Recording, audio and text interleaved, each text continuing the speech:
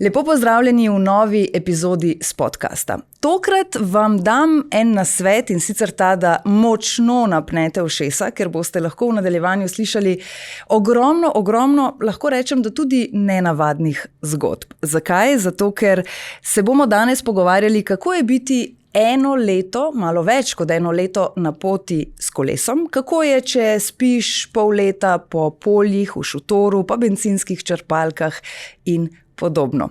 Gašper Šircelj je danes z mano in res sem vesela, da si vzel čas in prišel na tale pogovor, ker komaj čakam, da slišim, kaj vse se ti je dogajalo na tej poti. Živjo. Hvala tudi tebi, da si me sprejela, pa tudi vsemu Siolovu podcastu, da ste me sprejeli, tako da res. Hvala lepa.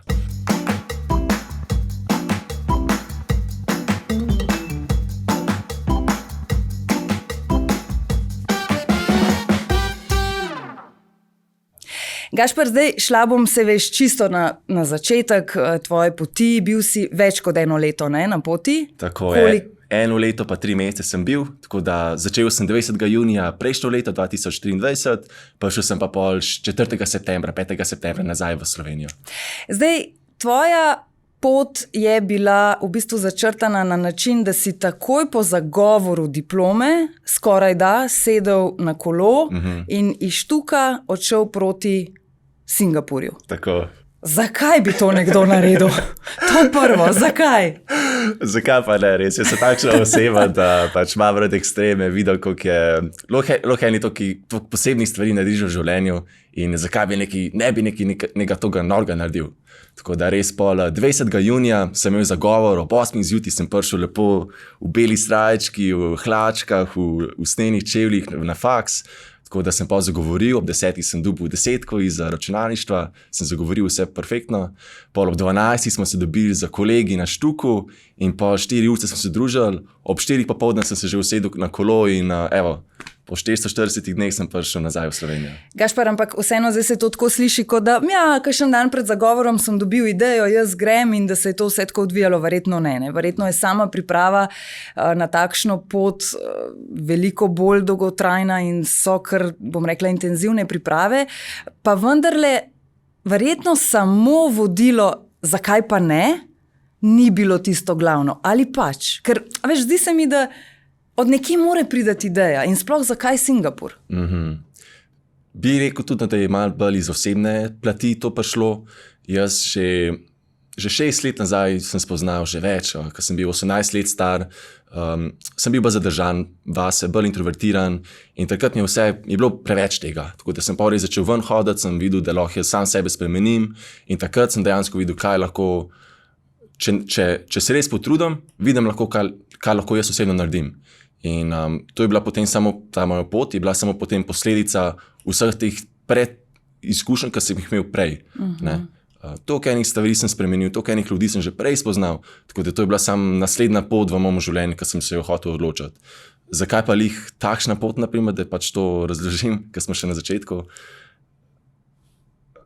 Takrat, ko sem šel na pot, sem v bistvu vse zaključil. Fakt sem imel zaključen, preden sem šel na pot, sem tudi delal, ampak nisem bil spet noter toliko v karierni poti potegnen, da sem lahko vse dal odpovedno.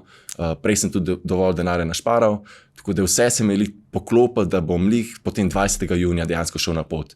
Nisem imel niti kakšne resne punce, naprimer, da bi me res, ko je težje, če imaš punco, pač je težje nekako to dolgo potiti, tako da tudi glede tega nisem imel problemov. Dejansko res sem imel proste roke in sem si rekel, Gašper, posveti zdaj eno leto pa 3 mesece na koncu, posveti ta čas, pejdi ven v svet, pa boš veliko se naučil o sebi, o zunanji okolici, o ljudeh, kako reagiramo, kakšni smo in res, se mi zdi, da to je bila samo neka investicija časa in denarja, ki se mi je pa poplačala večkrat, res. Zdaj rekel si, da si bil pri 18 letih bolj introvertiran in tako, in da si potem počasi začel spoznavati tudi drugo plat svojo, da si začel ven hoditi in tako. S čem si takrat pomagal? Si hodil na kakšne terapije, si meditiral, kaj si počel? Meditacija je tudi zelo pomagala, že od takrat meditiram dnevno, ampak takrat 18-letni fant, nisem imel nobene punce in kaj je bil moj cilj, da začnem hoditi ven vsak dan in spoznavam punce. To je bila moja tema. Tako sem začel v bistvu, tako da pa sem res pač to delu sem spoznal tudi na splošno pač ljudi, tako da je komunikacija, socialne veščine, vsega tega sem se jaz takrat učil. No.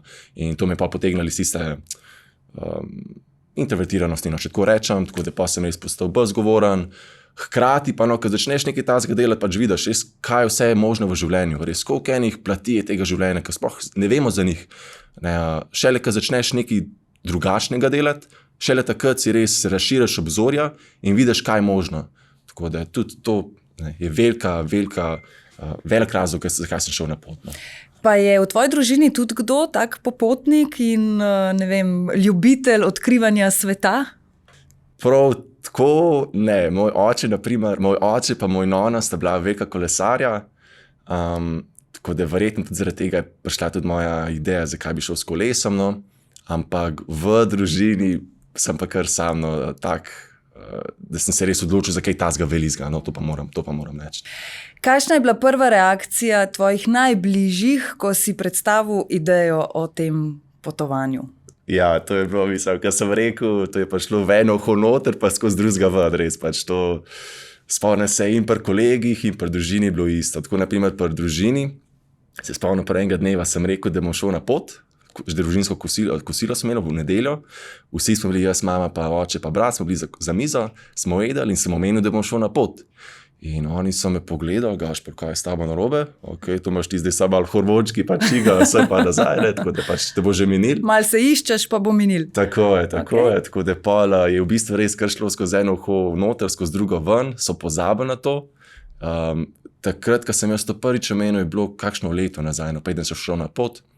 Tako da pol, jaz sem med tem letom sem pač vse planiral, kaj moram narediti, kaj moram paziti, vse. Vedno več sem govoril, ne, doma. In pa dejansko so videli, da ne, oni so upali, da dejansko me pozabil. Ampak bolj, ko sem govoril, bolj so bili pol, bolj so me začeli spraševati, ne, ti dejansko res hočeš iti na pot. Pa so prišle tudi vprašanja, zakaj, kako, varnost, vse. Panika tudi, seveda, mislim, pač družina in tako te skrbi pač za sina, ne, kam gre v svet. Ampak potem ja, pač so videli, da sem bil vedno bolj pripravljen, tako da pol je bilo v redu. Na poti, ko sem bil, pa so videli, res toliko sem uživil, toliko enih ljudi sem spoznaval, da vedno boljš in boljš je šlo. Zdaj, te priprave si rekel tudi glede varnosti, seveda si mogel kar veliko stvari prej razmisliti, kam boš lahko šel, kje boš lahko kolesaril, kje ne. Ampak končni cilj Singapur, pa zakaj? Singapur je lih od Slovenije oddaljen časovno gledano, s kolesom, lih 1 leto. Sem si izračunal, da če jaz prekolesarjam tam okoli 50 km na dan, bom v roku 1 leta prišel do cilja. Malo se mi podaljšano, ampak časovno gledano se je lih iztekel, lih 1 leto pa sem si rekel, da 1 leto bom že pač dol na stran, več kot 1 leto mi je bilo že malo preveč, ampak tako da ja, glede časa je bilo perfektno. Singapur je tudi lih na koncu enih takih neverjetno lepih držav. Pred Singapurjem imaš celo jugovzhodno Azijo, Malezija, Tajska, potem, da prideš do tistih držav, s kolesom moš iti tudi skozi Indijo, skozi Bangladeš, Nepal, tako da je tudi glede države bilo lih perfektno. Poleg tega še na koncu je pa iz Singapurja je dobro to, da imaš veliko linij letalskih, ki grejo nazaj v Evropo. Tako da to je bil tudi bonus. Ne? Tako da lih se mi je lepo poklopil. Še naprej po Singapurju imaš pa Indonezijo, Indonezija je poseljena z otoki in je tako pol malo kolesar za kolesom, tako da pa sem si res rekel, Singapur, končna destinacija, sem imel veliko misli, bi šel še naprej, bi se ustavil, ker sem spoznal en kup enih lepih ljudi, pa dobrih ljudi iz Indonezije, ki sem jih povabil domov. Sam sem si rekel, pač res pogrešam družino, pa familijo, pa prijatelje, tako da pač rajš letim nazaj in zaključam. V kateri državi so te tvoji bližnji začeli jemati resno? V smislu, ok, ne bo se z Hrvaške vrnil domov, očitno bo on rešil. To je dobro vprašanje. To je dobro vprašanje. Zato, ker jaz na Balkanu, naprimer, še vedno sem ga dosti blizu doma, ne, načeloma. Turčija, v Turčiji sta prišla oba starša do Istanbul, pa smo se tam še podružili 1 teden, tako da takrat sta me tudi hotela kar... Prepriča, da greš lahko nazaj domov? Ja, kar zagrabiti, v bistvu pa sam na letalo me dati nazaj, ampak sem rekel, da ne grem naprej. Ampak jaz bi rekel, da tam enkrat, ko sem bil na koncu Turčije, no, tam med Turčijo pa Iranom. Ker tam potem je pa že kar kar dolga pot za nazaj, tudi z letalom, naprimer. Tako da mislim, da lih na meji tam iz Turčije, lih, ko sem prestopil v Iran, mislim, da tam. Je bil kdaj kakšen trenutek, pa pustiva zdaj te trenutki, o katerih bova kasneje govorila, ko so te kakšne živali opazovale ali celo napadle, ampak bolj mislim tako, si imel kdaj občutek ne strahu ravno, v smislu, da te je bilo strah države ali ljudi, ampak strah pred to samoto, v smislu sam sem, če se bo karkoli zgodil, kaj ne naredim. Ker se mi zdi, da mladi, mogoče tvoja generacija, bom tako rekla, še vedno se velikokrat zanašajo na to, če pa ne šlo, bom pa očeta poklical ali pa mamo, pa nekaj. Sredi Irana ti verjetno težko telefonski klic prav zelo veliko pomaga. Res, ja. V pari situacijah moraš biti res pazljiv glede na to, kaj boš naredil takrat, če se kaj narobe zgodi. Ampak tukaj so pa potem priprave, res. Prvo kot prvo pomembno je vedno, da imaš telefon za sabo. Če se kaj zgodi narobe, potem načeloma v katerikoli državi si vedno lahko pokličeš na pomoč. To je prvo kot prvo, moraš se vedno znajti, kje so ambasade, kje so kakšne policijske postaje. To si imel vse tako naštudiran? Za vsako državo sem se pripravil naprej. Tako da vedno sem imel za krizne situacije, sem imel vedno nekaj pripravljeno. Ampak je pa resnica, da ne glede na to, tudi če si pripravljen do onemoglosti, se bojo zgodili situacije, na katere nisi pripravljen in takrat pa samo intuicija in pač šibaš naprej. Ampak moram pa imeti nekaj, je pa zanimivo, kako, ko si znajden v situaciji, ti bo možgani začeli toliko nekih rešitev iskati, za katere sploh ne bi pomislil. Tako da res, naprimer, zdaj, ko razmišljamo nazaj, kaj bi lahko naredil v kakšnih situacijah, mi ne pride toliko velik idej, kot pa takrat. Tudi zato, ker si vedel, da si sam s sabo in da je pač treba verjetno rešiti. Ja. Je kakšna takšna bila, kot je res vzela veliko razmisleka, kako nadaljevati in kako iti naprej? Se spomniš kakšne takšne res največje, tiste, ki je bila krizna? Da vidim. Ker, veš, zakaj te to sprašujem? Ker ko gledamo tvoje YouTube posnetke, imaš, seveda so vmes trenutki, ampak sicer pa tako je en tak občutek, da je to vse tako gladko je teklo, da so ti bile res vse zvezde naklonjene to leto in 3 mesece. Ja, moram priznati, da imel sem veliko srečo in glede vremena in ljudi, ki so mi pomagali in vsega nasplošno. Sem imel par situacij, v kateri res sem mogel samo potiskati naprej. Eno bi rad še posebej omenil, naprimer gor, ko sem bil v Nepalu, v Himalaji. Tam zgori sem bil s kolesom, sem šel gor na Torongla prelaz, se imenuje. Zgori visoko v Himalaji, 5400 metrov visok prelaz. In takrat, naprimer, se spomnim, da sem bil v eni taki situaciji, ker sem mogel res sam pač goniti naprej in to je to. Ampak je zanimivo, da ko si v takšnih situacijah, pač moraš samo iti naprej. Nimaš niti časa dejansko, da razmišljaš, kako pa kaj. Ampak goniti naprej zato, da si čemu ušel, zato, da si čim prej prišel, zakaj točno? Ko sem bil gor na 4600 metrih, me je čakal pred mano še en poln dan hoje do 5400 metrov visokega prelaza. Po tem prelazu se gre potem na drugo stran doline, kjer imaš neko lepo vas, večjo vas, kjer imaš potem počitek. Ampak prvo treba priti tja čez, ne. In jaz sem že gonil tam kolo 10 dni, ko sem bil gor na tisti 4000 metrov višini, pa še en dan pred mano, ni bilo šans, da bom jaz šel nazaj. Tako da sem bil odločen, da mi bo ratal. Takrat je tudi začel snežiti. Jaz nisem imel čevljev pravih, jaz sem imel neke superge, ki so bil z njimi 1 leto nazaj v Cvetličani, smo šli žurat z njimi. Ta posnetek sem si ogledala in sem dobila asociacijo kakšnih turistov, ki grejo v petkah na Šmarno goro, tako zelo podobno si ti deloval. Ja, direkt sem bil ta nemški turist, ki ga briga, res. Jaz sem bil ta. Ampak, ko sem bil v mestu Pokari, en teden prej, sem si kupil neke derezice za čevlje, ampak so bile neke kitajske, res slaba kvaliteta, tako da že po 5 dneh se mi je desna čisto uničila, tako da pa sem imel sam levo. In spomnim se, takrat, ko sem bil na 4600 metrov, sneg je bil s tem kolesom, 15 kg prtljage še gor. Takrat sem imel res v glavi, da nisem vedel, kako mi bo pol ratal. Vsi so mi prihitevali, jaz sem hodil kilometer na uro, pač porazno počasi. Pa prsti na nogi, ne? Vem, da si imel s tem tudi težave. Ja, zunaj je bilo minus 15 stopinj, jaz sem imel superge, ki so mi takoj premočile in so mi prsti začeli zmrzavati. In jaz sem se mogel še zaradi tega potem na vsake 15 minut ustavljati, dati ven stopalo, da jo segrejem z golimi prsti, tako da meni je vzela pot, katero bi mogel opraviti v 2 urah, 8 ali 9 ur. Res. Pa še potem, naprimer, ko sem bil že pri vrhu, se je še nevihta približevala, nobenega ni bilo več na gori, tako da takrat je bilo res ena takih... res ena taka izkušnja, v kateri sem bil res sam soočen s sabo in sem mogel sam potiskati naprej, kar dejansko nisem mogel narediti. In takrat si zagotovo govoril tudi, to bo minilo. Ne? Ja, tako je, to bo minilo, res, to bo minilo, to je bil moj moto na celi poti, res, ne glede na to, v kateri državi sem bil.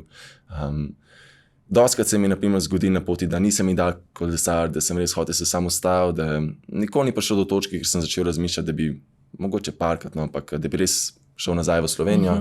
Sem imel pa vsakodnevne težave z energijo, pa pač ne da se ti res zbudiš se ob 9 zjutraj. Všeč mi je, ker je res tako verjetno. Yeah. Se ti ne more vsak dan, celo leto imeti enak občutek, grem na kolo. Ja, itak, se to je kot v našem vsakodnevnem življenju. Ne, včasih si da, včasih si ne.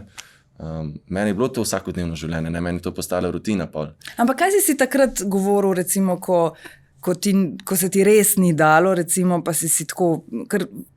Spet bom poudarila, sam s sabo si, ne? Ti si šel sam, ti nisi šel z enim prijateljem, ki bi lahko en drugega mal bodrila, dej greva, pa unmu drugmu pade, pa ga ti, ne? Tukaj imaš borbo sam s sabo lahko. In takrat, verjamem, da bo tudi to minilo, da je to en del, ki ti je lahko pomagal, ampak kaj še te je gnalo takrat naprej? Si govoril, zdaj odnehu, kaj si že toliko blizu, ali pa kaj je že toliko za tabo. Kaj še ti je takrat pomagalo? A si postavil tako kratkoročne cilje, v smislu še 2 kilometra, pa bo že bližji? Zdaj tako, no, če je bila res kriza, jaz sem si vzel tudi en dan cel zase, res, ni panike. To je, če se res toliko pritiskaš naprej, pa da se res gonaš, to boš, je preveč za telo in za glavo. Tako da jaz, ko sem videl, da če sem imel res krizo, jaz sem si vzel tudi en dan, 2 dni pauze. Plus, moram še omeniti, kako sem jaz kolesaril. Je bilo tako, da sem 4 ali pa 5 dni bil na kolesu, opravil kar razdaljo in po teh parih dneh sem prišel v neko veliko mesto.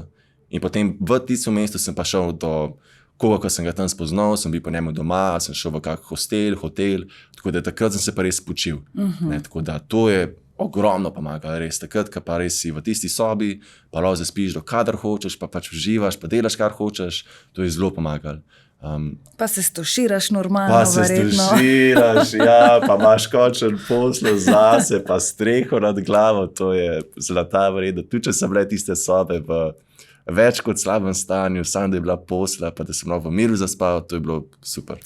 Sploh zaradi tega, ker sem sicer že na začetku omenila, da si več kot pol leta spal po različnih poljih, šotor, rdeč, sive barve mi je ostal v spominu, pa po bencinskih črpalkah.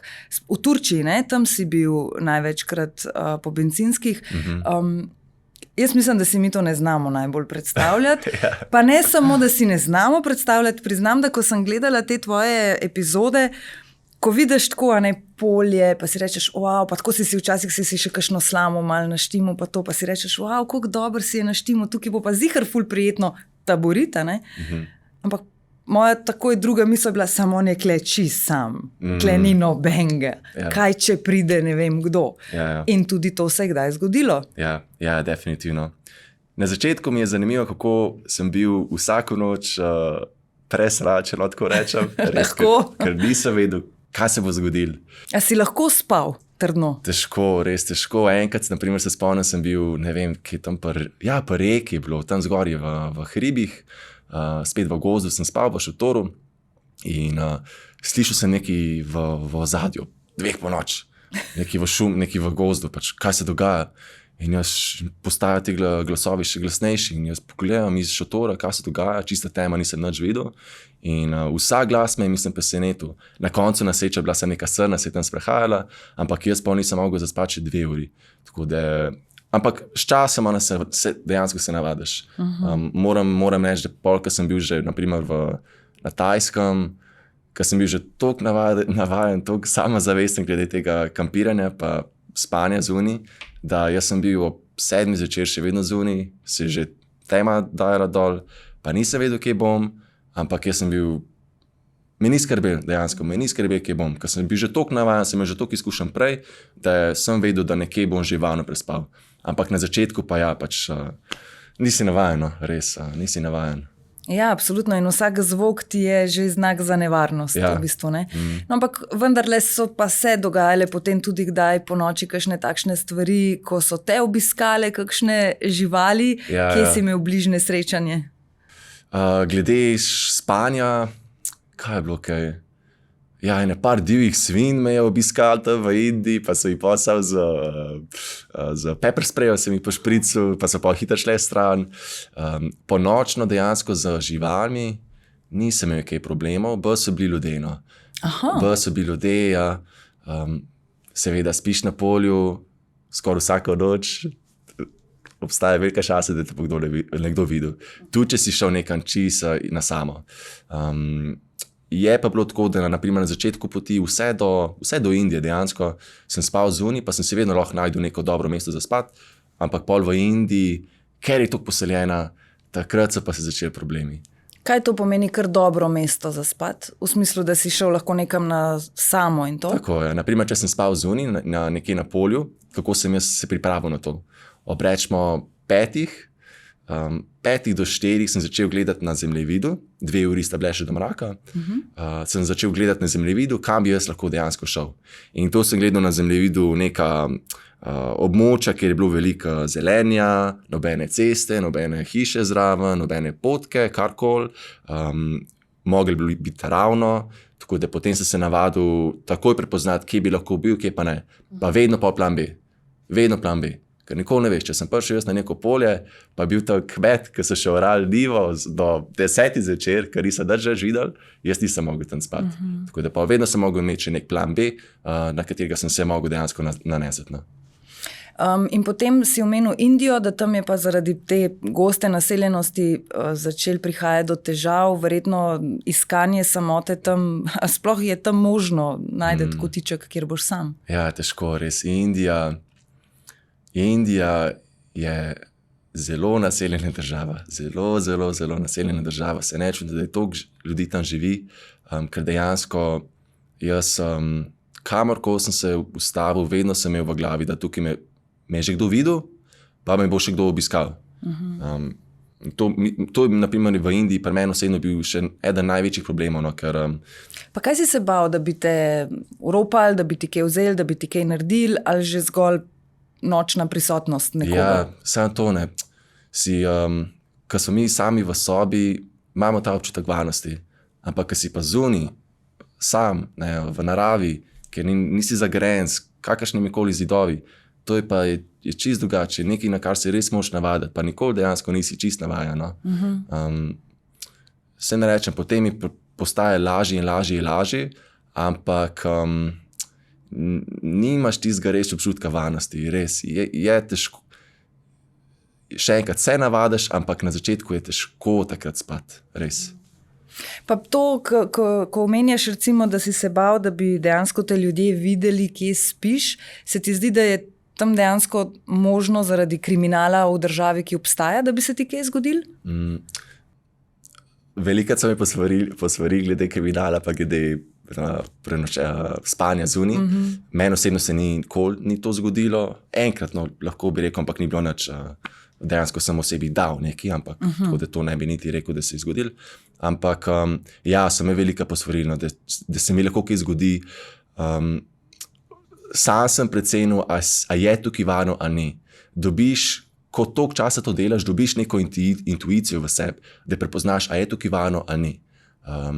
Tako da vedno sem se pa res zanesel na to intuicijo, mi je zelo velikrat pomagala in še enkrat prepoznaš, no, res mislim, če je neko polje tam, ker ni nobene ceste, 100 metrov stran, pa ni nobene hiše, potem si lahko kar zagotovljen, da načeloma ne boš nobenega videl tam po noč. Ampak spal si velikokrat tudi po templih, a ne? Tam verjetno si imel sicer več varnosti, občutka varnosti, ampak posledično pa več druženja in hrupa od kakšnih cest v bližini in tako. Kaj bi rekel, kaj ti je bilo ljubše ali pa težje, če hočeš? Torej polje pa ta občutek strahu ali pa negotovosti, ali na drugi strani večja varnost v templju pa ogromno ljudi, ki bi se s tabo pogovarjali pozno v noč. Ja, definitivno templji, res, definitivno templji. Pač na polju, še enkrat, na polju ta občutek nevarnosti, pa tudi če se nič ne bi zgodilo, vedno imaš nekaj v ozadju glave, da se lahko zgodi. Tako da, če eliminiraš ta občutek, takoj zaspim. Takoj sem zaspal, res, v momentu. Tudi če so bili avti zraven, mene ni brigali. Jaz sem bil toliko navaden tiste glasne avte, da še zdaj jih slišam. Tako da res to me sploh ni skrbel. Poleg tega v templih, tudi če so bili ljudje okoli mene, tako okoli 10 so se že porazdelili. Tako da po 10 sem imel mir zase. Poleg tega dve glavne prednosti templjev so to, pač, kot si že ti rekla, varnost, ne, da imaš vsaj zagrajeno, tako da pač si dosti lahko varen noter. Druga stvar je pa tekoča voda. Ne, jaz, ko sem bil na poljih, jaz sem tam mogel 2-litrsko plastenko sem je mogel nafilati z vodo in pa sem se jaz tako umiznil, ne. In to potem je problem tudi, ko zjutraj sem mogel jesti, sem mogel še piti, ne, cel dan sem bil na kolesu, jaz sem pri Švici, ne vem koliko litrov vode, ne. Tako da jaz zvečer sem bil zelo žejen, tako da sem sam pil. Tako da, ko sem bil na polju nekaj čist zunaj na svojem, je voda bila zelo velik problem. Če sem bil pa v templju, pa bil sem kralj sveta, res, sploh me ne briga. Se pravi, lahko rečeva, da na polju si poskrbel, da nisi bil žejen, pa malo manj za higieno, pa si to pol naslednji dan not prinesel. Tako je. Če sem pa naslednji dan spet na polju spal, pa... Verjetno na takšno pot ne bi zmogel iti nekdo, ki ima malo zadržke glede tega, da mora kdaj biti v prešvicani majici dlje kot 2 uri, pa ko se mu kakšne stvari malo gravžajo in tako naprej. Mislim, sploh Indija potem ni za takšnega človeka. Ali si mogoče tudi ti sam bil malo tak na začetku, pa si se potem prilagodil? Ne, definitivno moram prvo reči, če je oseba bolj zadržana glede tega, pa da res hoče imeti neko higieno non-stop vzpostavljeno, potem takšna pot je definitivno težka. Tako rekel, jaz pred potovanjem vse sem bil, mislim, mestni dečko, Ljubljana sem odraščal, ne, v lepi hiši, tako da vse nisem bil spet na nehigieno navajen, ampak ko si na poti, pač se navadaš, no, res. Ko vidiš, da nimaš tuša vsako noč, pač ne moreš spremeniti situacije, lahko se sam pripraviš. Saj mogoče ste tudi moški glede tega malo drugačni, ker se mi zdi, da tudi ko si prišel recimo v kakšen hotel, kot si prej rekel, ne, pa soba ni bila glih najboljša ali pa posla, verjetno se ti nisi glih pogosto ukvarjal. Joj, kaj če kle dobim kakšne pršice od tele posle, pa kdo je že prej kle vse spal, pa to je umazan, je umazan. Verjetno takrat res pustiš kriterij in tako, kot si rekel, si samo vesel, da priješ do vode in do postelje, ne? Ja, tako je, res, ko se sam stuširaš po 3 ali 4 dni kolesarjenja, predtem si pa samo z vodo polival, mislim, to je... Raj. To je to krep občutek. So se ti kakšne stvari gravžale, recimo? Tako, da si res, a veš, zdaj, ko pomisliš za nazaj, da si rečeš, tiste pa res bilo black. Ja, Indija. Svet sva pri Indiji, ne? Indija je bila takšna država. Prej bi rekel, da pred Indijo bi bolj omenil samo higiena samega sebe, pač res, ko si vsak dan v istih prešvicanih majicah, to je kar tako, no. Ampak glede hrane, kako pripravljajo hrano, je bilo načelno vedno dobro. Potem v Indiji se pa kar poslabša, no, moram reči. Hrana je tam, higienski standardi so tam kar nizki, no, moram reči.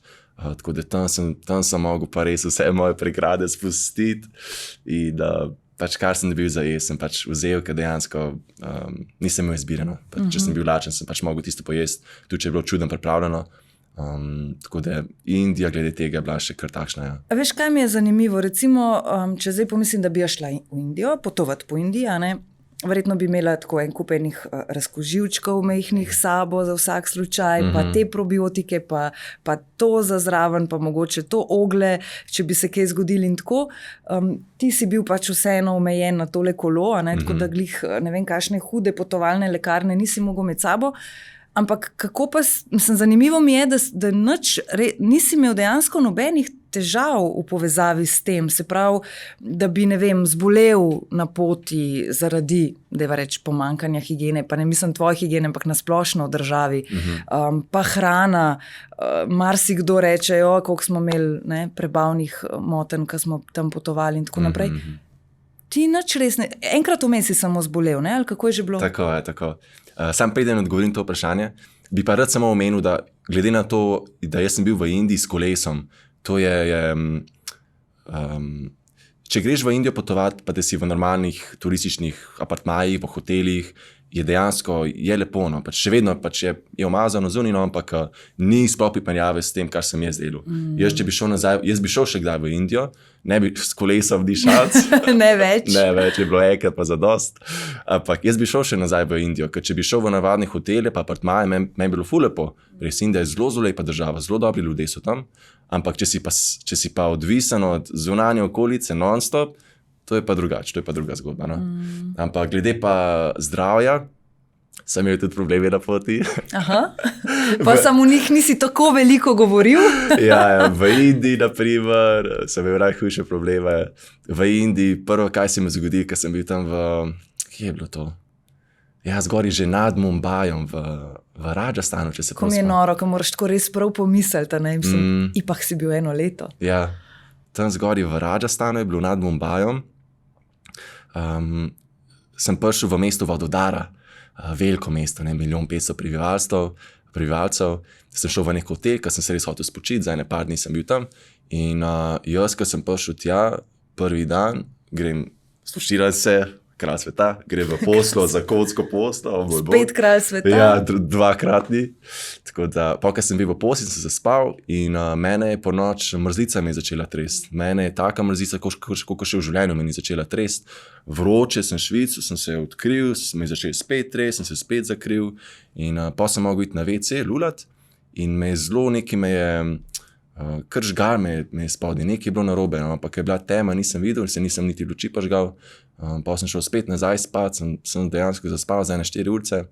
Zjutraj sem se zbudil, sem mogel spet iti na WC, spet me je nekaj spodaj žgal in sem videl, da je krvavo spodaj.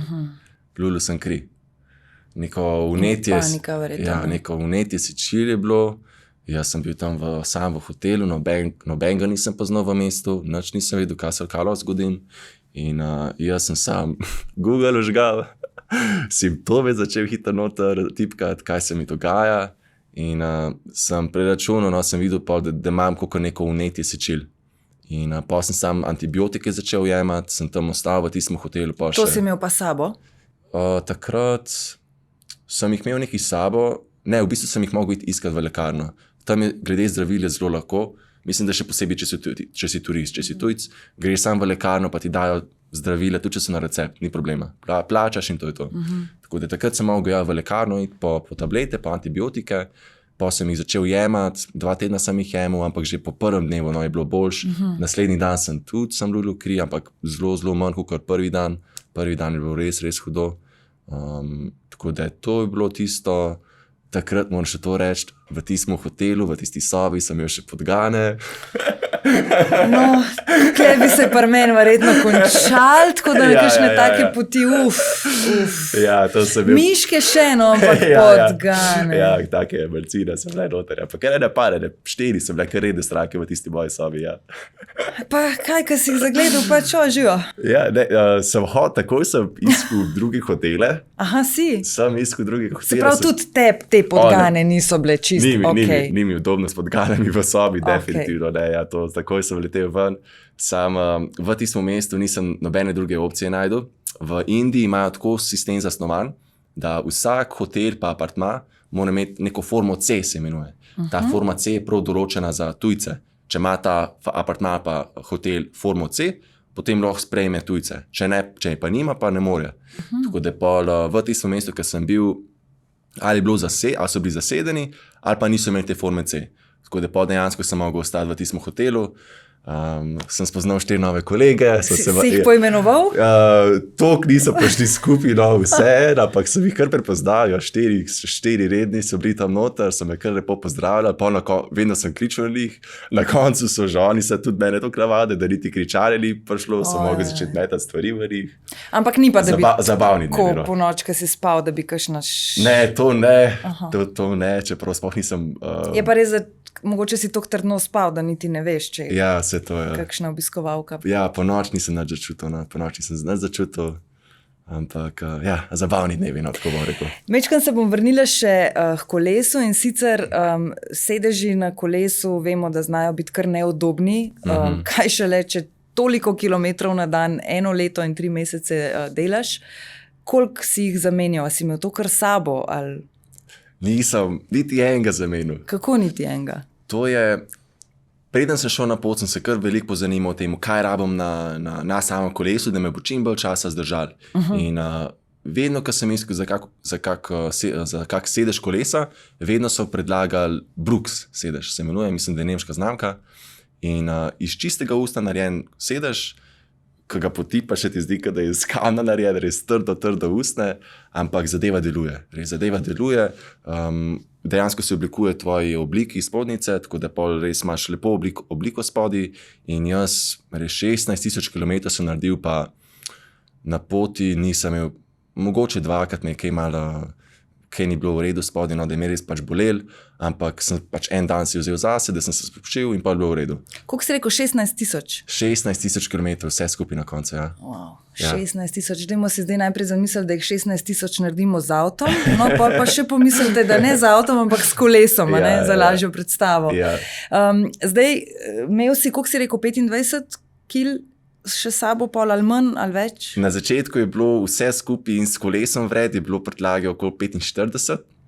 Potem, ko sem prišel, je bilo pa okoli 35, tako da za 10 kil. Kolo tehta 13 kil, tako da pol ene, ja, malo več, no pač 20 kil je bilo pol vse skupaj prtljagano. Ampak kot v prtljagi, to verjetno kaj, imaš 3 majice, jih imaš lahko več? Ja, tako 2 gate, 2 gate, ene na sebi, ene v torbah. Aha, tako? Ja, 3 pare nogavic. Moram reči, da sem bil pa lepo urejen, imel sem eno belo srajčko, te sive hlače in lepe čevlje, tako da probal sem se res vedno urediti, ker sem bil v večjih mestih. Potem so bile še kolesarske majice, 2 kolesarske majice. Oprosti, zdaj ženska logika. Ja. Kje si pa liko v srajco? Ja, a kar tako malo na približen? Ne, ali? pač ni bilo likalika. Aha, tako kaj je bilo. Ja, pač so vsa fliknijo gor se in noben ni nič rekel, bo tako rekel, noben ni nič rekel. Tako da ja, pa še 2 kolesarske majici, ena za tako, ko sem bil v kampu, kolesarske hlače, vetrovka, kaj je bilo še, 2 buffa se imenujeta za vrat, vedno sem se trudil res imeti dolge rokave, pa dolge hlače, pa ta za zaščito za vrat, ki me je res skrbelo za sonce. No. Vsak dan sem bil na soncu, tako da res sem se vedno zaščitil prek sonca. Nisem mi dal z sončnimi kremami mazati, ker...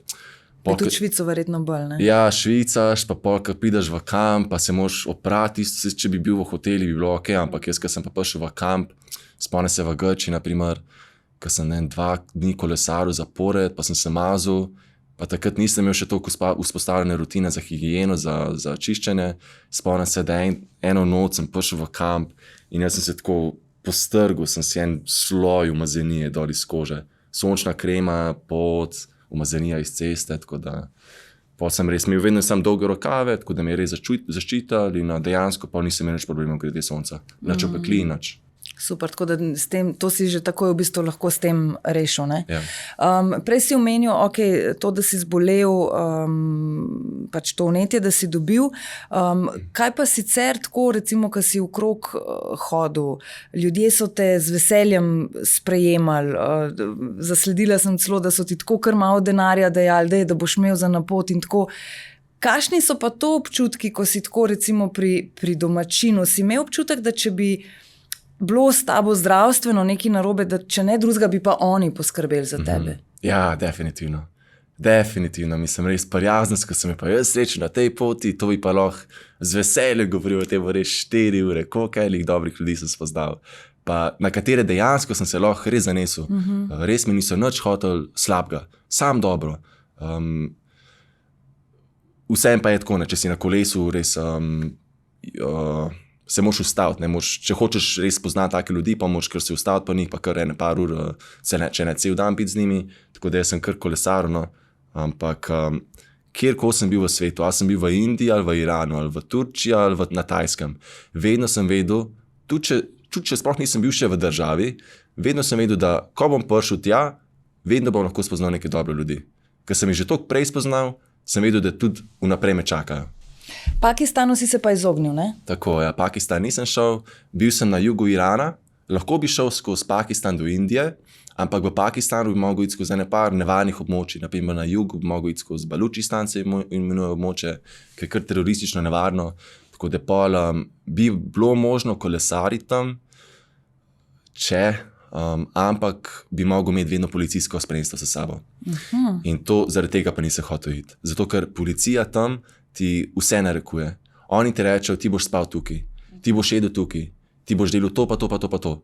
In dejansko nimaš nobene svobode tam, no res. Tudi, naprimer, hoteli, vedno te bo dal, ne bojo se te prilagajali glede cene, pač te bojo sam fliknili v nek hotel, tudi če je 40 € na noč, kar zame je bilo preveč, ker sem probal res s financami se res trudil, da je čim manj. Koliko si imel budžeta na dan? Na dan okoli 15 € na dan. Ampak to je zdaj vse zaključeno. To so leti, zavarovanje in cepljena, pač celotna pot, tako nekaj tasga. Kaj si pa lahko recimo, katere stvari si lahko uredil preden si šel? Ok, cepljenja verjetno si pač doma poštimo prej, tam pol ne, si mogel se to doma že vse. Tako. Letalske karte si pol verjetno tudi kupil vmes, si predstavljam. Ja. Drugače pa potem kaj, dejansko hrana in prenočišče je tisto, kar si... A si kaj tudi kupoval? A si kakšna darilca kupil? Veš, kolikrat sem postavil. Kam si jih pa dal? Ja, noter v torbo, tudi če pač darila, pa res se trudil čim več daril vzeti s sabo. Ja? Moram omeniti, kaj sem pa v delu, pošiljal sem jih nazaj. To pa ja.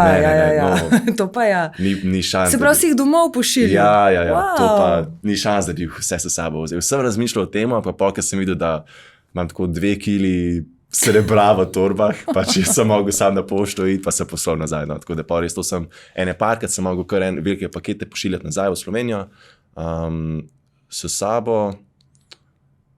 Ja, s sabo sem pa nesel 3 velike tkanine, za mojo mami pa za njeno kolegico, za obleko.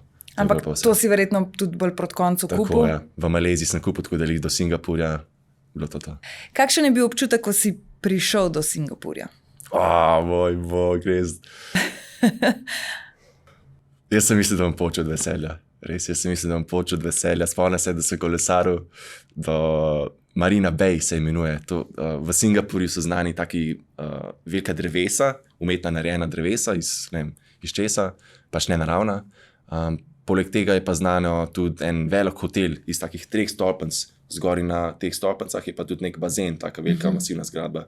Tako da to se imenuje Marina Bay Sands, to celotno območje. In jaz se spomnim, ko sem kolesaril na avtocesti in pred mano sem videl izza zgradb to Marina Bay Sands, te 3 zgradbe, pa ta gozd. In jaz sem mislil, da bom... A si zjokal se? Jaz sem začel se dreti na podu, ljudje so me gledali, ta znorel, kaj se bo dogajalo. Jaz sem začel kar norc, kar smejati, kar nisem se mogel nehati smejati. Kar 15 minut, sam smejal sem se, res. Toliko enih čustev je prišlo vojne z mene, taka dolga pot, tako da sem pa res prišel živ in zdrav nazaj na cilj, da so me že čez 5 dni čakali doma, prijatelji pa družinami, jaz sem mislil, da bom počel res. Ko si potem prišel do Singapurja, si prvoščil kakšen boljši hotel, ko si prišel na cilj, da si se mal... Spet, jaz sem imel toliko dobre ljudi vedno zraven mene. Jaz sem, že ko sem bil v Nepalu, sem na Reddit, to je nek forum na internetu, sem objavil v slovensko skupino, kaj delam, pač kje sem, pa kaj sem vse že naredil. In je kar popularna ta objava postala. In na te objave me je kontaktirala ena punca iz Singapurja. In sva se pa pogovarjala še 6 mesecev, dokler sem prišel do Singapurja. In mi je rekla na poti, že Gašper, ti ka priješ v Singapur, ti sam reč mi 2 tedna prej, pa ti bom zrihtala prenočišče, stanovanje. In res, mi je uredila od ene njene kolegice stanovanje, tako da sem bil tam v tistem stanovanju 4 dni, prej lepo stanovanje, eno tako v prvem nadstropju, tako 110 kvadratov, celo zame, pa še za kolega. Moramo imeti en mesec preden sem jaz prišel na cilj, je moj kolega Jan je letel v Bangkok in pol je on bil cel mesec na Tajskem in pol, da je bilo to 3. 8. v petek, sva se dobila v Singapurju. In pa se bila še v Singapurju ene par dni, me je sprejel on tam, sva se srečala na letališču. Vedno nori občutki, ne? Ja, jaz sem mislil, da gledam duha, ko sem ga zagledal tam, sploh. A te na tej poti še kdaj kdo vmes kaj presenetil, da so te prišli kaj pozdraviti, pogledati, zdaj za starša si omenil? Edino na začetku poti, ko smo bili v Srbiji, smo se tako zmenili, da pridem v Novi Sad na Exit festival. In da smo se dobili s kolegi, smo žurali par dni, potem v Istanbulu, potem pa edino še v Singapurju. Tako da dejansko od Istanbula do Singapurja, pa to je bilo, mislim, da 1 leto, sem bil kar sam na poti. No. Se pravi, vsa komunikacija je potem potekala preko videokolov in podobnih zadev. Zdaj, marsikdo verjetno vmes pomisli, ok, 1 leto na poti, spal je na polju, ampak telefon je imel pa vedno nafilan. Kako? Ja. Ker telefon dejansko je bilo, mislim, tako se mi zdi, da eno najmočnejših orožij, če lahko rečem, ki si ga potreboval na tej poti. Ne? Definitivno, ja. In v tvojem primeru ne v slabem smislu visiš na telefonu, ampak ti je res velikokrat pomagalo. Ne? Ja, brez telefona, da bi šel na takšno pot, bi bilo možno, se ne rečem, bi bilo možno, ampak težko, zaradi par stvari. Še najbolj, glede navigacije, pa navigacija definitivno zelo pomembna pri telefonu, ampak tudi glede družine. No. Prej si me vprašala, kako si bil toliko časa sam, a si imel kakšne težave, probleme. To je bilo toliko lepo, ker sem imel vedno telefon za sabo. Kadarkoli sem hotel, sem jaz lahko poklical domov prek Vibra, pa sem se pogovarjal z njimi. Kolege in družino. Tako da to mi je ogromno pomagalo, res. Če tega ne bi imel, pa bi imel veliko kriz. Veliko kriz. Ampak samo, da lahko ti se pogovarjaš s svojimi bližnjimi, takoj v momentu, tudi če si na drugem koncu sveta, to ogromno pomeni res. Pa verjetno so potem tudi tvoji najbližji že začeli, no dej še malo zdrž, dej pejt naprej, ne, takrat, ko smo v krize. Ne? Niti ne, ker je bilo kar do konca, je bila družina, dej Gašper, pa dej domov, pa sej na Tajsko si želo, pa kajmo še do Singapurja, pa dej pejt vsaj na bus do Singapurja. Ne, to je bilo, vedno je bilo isto. Ok, pri kolegih je bilo tako, da ajde še malo maš, ampak pri družini pa kjer. Do konca. Ja, 2 tedna preden sem jaz bil, dej Gašper, pejt sam z busom do tjana. Kao se ne bo noben vedel. Ja, točno to. Kaj ti je ta, če lahko sploh rečem pot, ampak vsa ta dogodivščina, vse to, kar se ti je v tem letu dogajalo, kaj je to dalo tebi kot človeku? Res odrastaš. Vidiš, kaj je možno v tem svetu narediti. Vidiš, da ljudje dejansko so zelo, zelo prijazni. Svet na splošno je prelep. Spoznaš, da zunaj je toliko enih možnosti. Mi vsi smo, ne glede na to, je nekdo iz Indije ali Slovenije, mi vsi dejansko smo enaki. To sem še najbolj opazil, da res ljudje smo vsi enaki. Noter, kultura je drugačna, edino to nas razlikuje, ampak drugače pa, če boš ti dober do druge osebe, bo tudi drugi do tebe nazaj. Pa to nima veze, kje si. Res, tudi če ne znaš jezika. Samo da imaš to pozitivno naravnanost, pa bo ljudje te takoj z veseljem sprejeli. To je bilo še največ, kar sem opazil. Naprimer, mi je škoda, ker se govori v Sloveniji, da smo bolj zadržani, da nismo tako pozitivno naravnani, ampak to je še ena glavnih stvari, ki sem jih videl. Naprimer, na vzhodu, tudi v Sloveniji smo angeli od oseb, res toliko prijazni, ampak na vzhodu sem pa vsem videl, da imajo bolj ljudje to inicijativo, da sami začnejo to pozitivo dajati ven. V Sloveniji pa sem opazil, da če sem jaz, na primer, dober, bodo tudi ostali dobri do mene. Edina ta je razlika. Ne? Tukaj v Sloveniji se moraš malo bolj potruditi, da boš ti prvi začel nek dober pogovor, pa se bo pa druga oseba takoj začela, se bo takoj vpletla pogovor. Na vzhodu je to malo različno. Ampak to je še najbolj. Res, koliko enih dobrih ljudi sem spoznal, to me To me je spremenilo. Kaj pa izkušnja, ko si bil, koliko časa, 1 mesec pri menihih? Ja. To je tudi nora izkušnja, verjetno. Ja. A si to želel že doma? Si imel to že doma v mislih, da bi to rad enkrat izkusil? Sem imel že v planu, da ko bom nekje na poti, da bi šel rad za neko daljše obdobje v nek tempelj. Jaz, kot sem že prej rekel, že od 18 leta meditiram, tako da pač to je bila sem posledica tega. In ko sem bil v Indiji, sem videl nek prelep, ogromen center, ki je sprejel 400 ljudi na enem tečaju.